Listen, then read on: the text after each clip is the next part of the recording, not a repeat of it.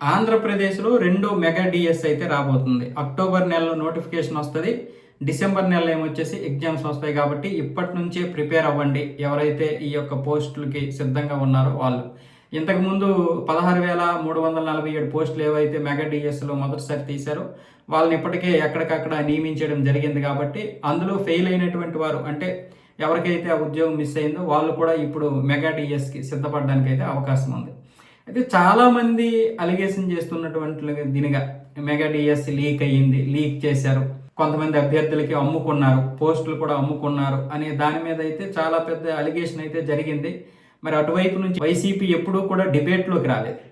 అలాగే హైకోర్టు కూడా దీన్ని కొట్టేసింది, సుప్రీంకోర్టుకి వెళ్ళారు. మరి ఆధారాలు లేకపోతే ఏ కోర్టు అయినా కొట్టేస్తుంది కదా అని చెప్పి వాళ్ళు అన్నారు. కాబట్టి ఇలాంటి అపోహలు ఏమైనా ఉంటే వాటిని పక్కన పెట్టేయండి.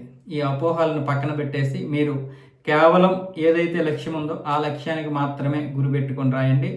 ఈ రోజు నుంచి 21వ తారీఖు వరకు కూడా టెట్ ఎగ్జామ్ జరుగుతుంది. ఈ టెట్ ఎగ్జామ్ వాళ్ళకి కూడా శుభాకాంక్షలు అందరికీ. అందరూ కూడా ఆల్ ది బెస్ట్, మంచిగా రాస్తారని కోరుకుంటున్నాం. అంటే ఆల్రెడీ టీచర్గా చేస్తున్నటువంటి వారు ఎలిజిబుల్ ఉన్నారా లేరా అంటే వాళ్ళకి ఎలిజిబుల్ టెస్ట్ ఇది ఇప్పుడు. కాబట్టి ఈ ఎలిజిబుల్ టెస్ట్కి అందరూ పాస్ అవ్వాలి. ఎందుకంటే కొంతమంది టెన్షన్, కొంతమంది అప్డేట్ లేరు.